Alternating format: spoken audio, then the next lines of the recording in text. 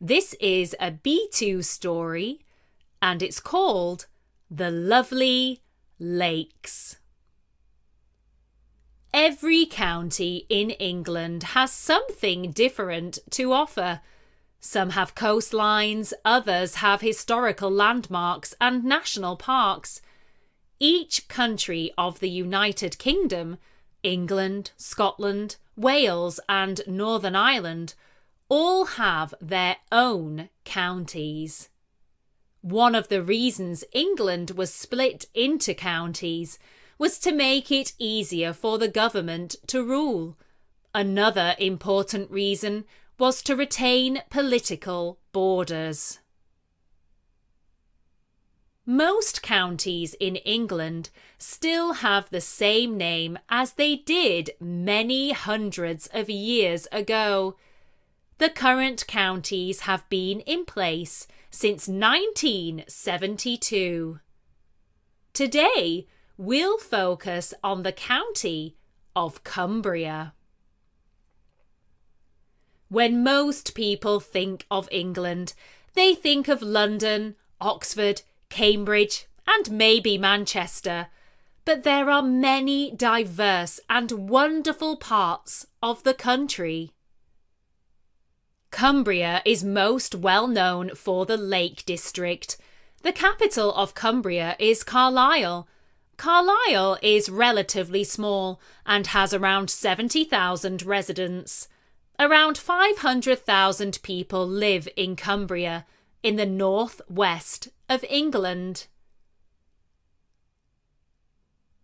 According to the Lake District official website, the national park is England's largest and covers a huge 2,362 square kilometres.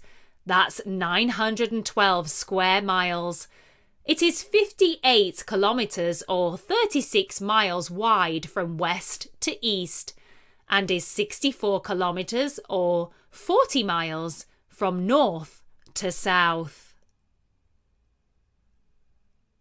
The Lake District has lots of different mountains. People travel from across the globe to hike up them. Two of the highest are Scafell Pike at 978 metres, which is 3,210 feet, and Scafell at 964 metres, or 3,162 feet. Aside from mountains, the Lake District is, of course, also full of lakes. Some of the largest and most famous are Windermere at 14.8 square kilometres, Ullswater at 8.9 square kilometres, and Derwentwater at 5.5 square kilometres. Woodland covers 12% of the national park, and 9,500 hectares are owned or managed by the Forestry Commission. You're bound to see lots of wonderful wildlife. In England, red squirrels are now a rarity, but you might be lucky enough to spot one at the lakes. According to the Office for National Statistics, in 2018, 40,478 people lived within the boundaries of the national park. That's a population density per square mile of only 18. There are a total of 24,511 dwellings. Of these, 24% are holiday homes. One thing you must know about the Lake District is that it rains a lot.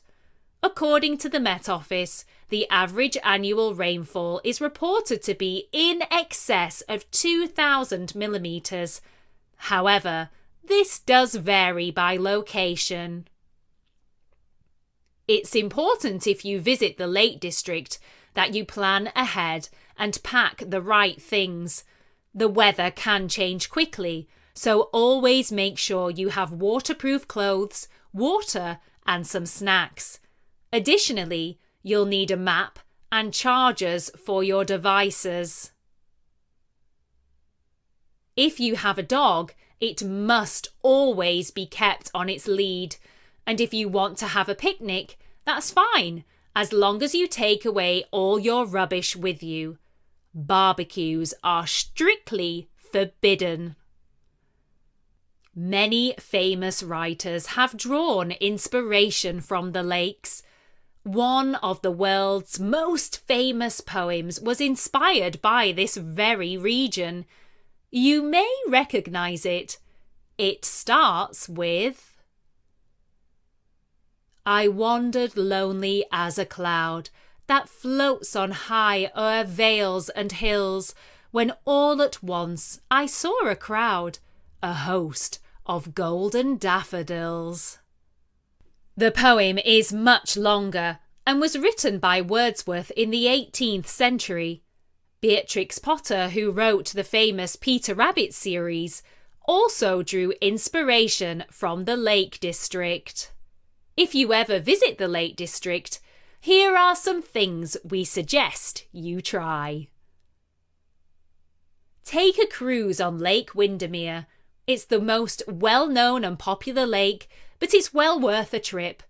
If you do visit, we recommend getting there early and to avoid the summer months when the lakes are crowded with tourists. If you enjoy the works of Beatrix Potter, you can visit Hilltop.